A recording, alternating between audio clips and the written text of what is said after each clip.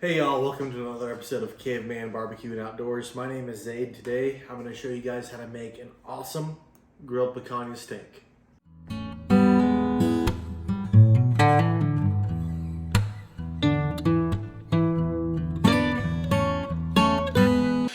Alrighty y'all, so here we got our picanha. Now my wife actually made a pretty funny comment earlier when I flipped it over like this, taking it out of the cryo. She's like, wow, this looks like a butt cheek. And we actually Googled what picanha translates to. And in Portuguese, pardon me, what it translates to in English from Portuguese is rump steak. So it is technically a butt cheek. Pretty awesome piece of meat. This is probably my second favorite steak, right behind a ribeye. Preparation on this guy is going to be pretty simple. So contrary to everything else, steak-wise rather, this is a piece of meat that you want to cut with the grain. Typically any other kind of steak you want to cut against the grain. But what we're going to do here is cut these with the grain. That way our final cut, whenever we're eating this guy, is going to be against the grain so you get that nice tender bite. So pretty easy preparation here. I'm just going to trim out this little piece of silver skin. And then the best part of the picanha is how lean the actual meat is.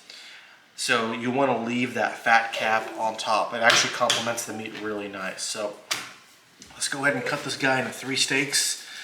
Picanha is, from my understanding, is the most popular piece of meat in Central America and South America as well.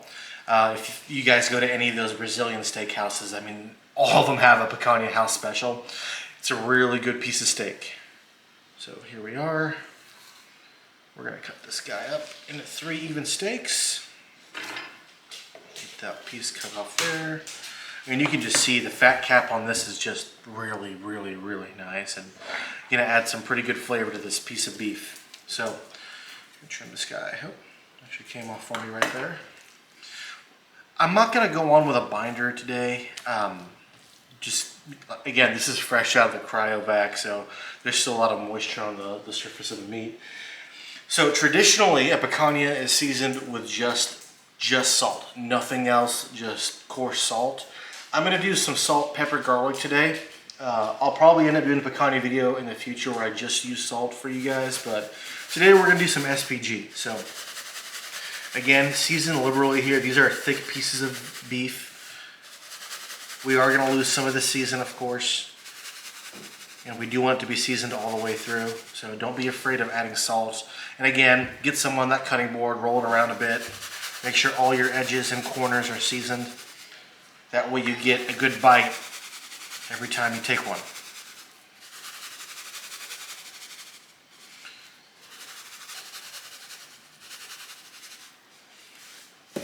We'll go on next with my black pepper.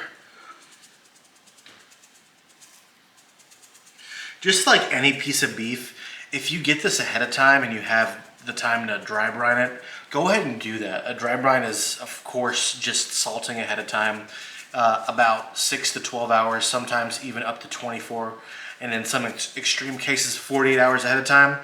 Just hit it with that salt, let it sit in your fridge. That way you dry out that surface and you pull a lot of that salt actually into the meat. I gotta get myself a salt grinder, or a pepper grinder rather. And last but not least, one of my favorite rubs, or seasonings rather, some garlic powder.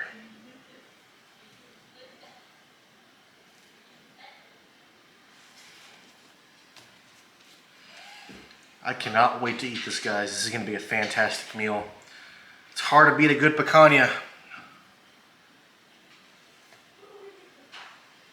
And I said earlier, ribeye is my favorite piece of beef. I mean, picanha is a very, very close second, and depending on the day and my mood, it may even be my favorite. You get a lot of flavor from that fat cap, and then it's a really unique beefy flavor you get from the actual beef itself. All right, next part, we're gonna go a little traditional here. We got one of these skewers. I want the 2 bigger pieces on top, that way they cook closer together in terms of temp. And then the little guy will go on the very bottom. That way, you know, if you have someone that prefers their meat a little bit more cooked through,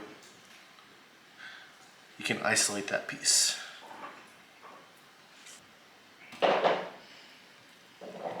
we go. Still did it the wrong way. That's all right, it'll work. Here's what we got, guys. We're gonna go ahead and take this outside.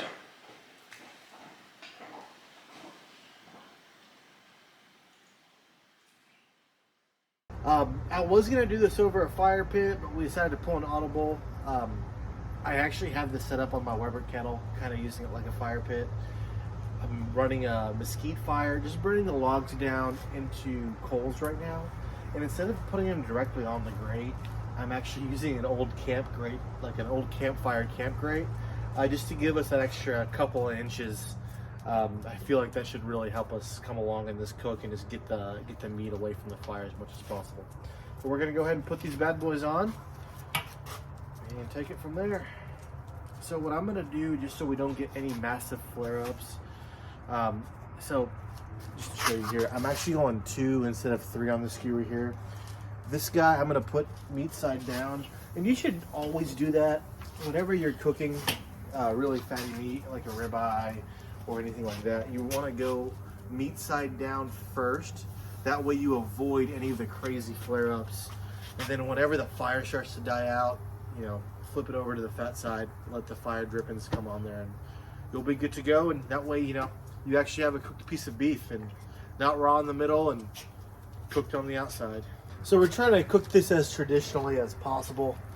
I have no idea what the traditional wood that they use in Brazil is. For any of my South American friends, if you know, if you could drop me a comment or shoot me a message or something, I'd be really interested to figure that out actually. Again, I'm using mesquite just because it's everywhere here in Texas, and I feel like mesquite is one of the best woods, if not the best wood, for beef, especially direct grilling like this.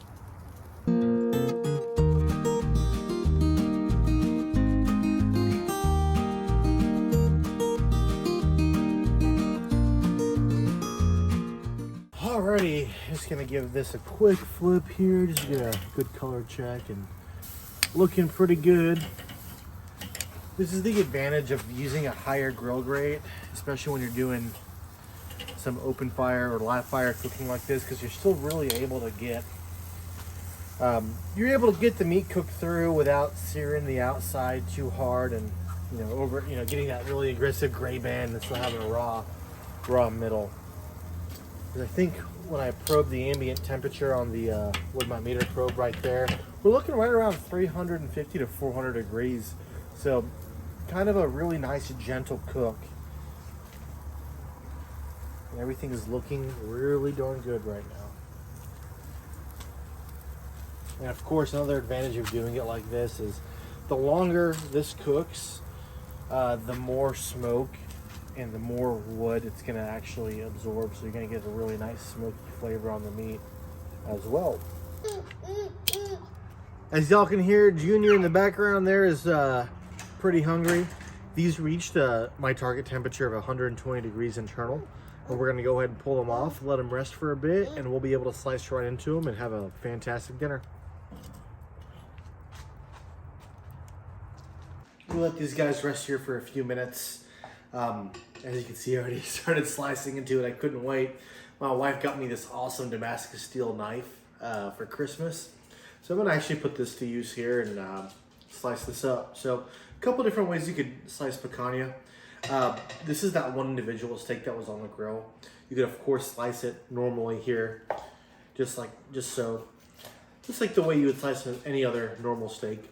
Now, for those of you that have been to a traditional Brazilian steakhouse, you know that they walk around, those, I think they're called gauchos.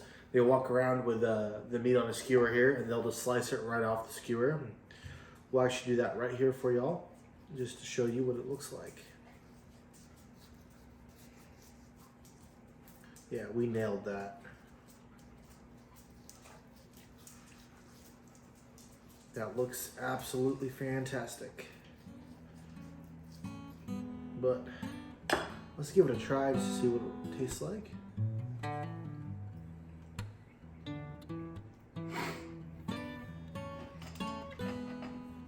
That's so good. And as you can see, we absolutely nailed the cook on both. That's gonna be a perfect medium rare. And it is absolutely fantastic, y'all. The fat on a picanha, I don't know why. You know, it's not like a ribeye fat or a brisket fat.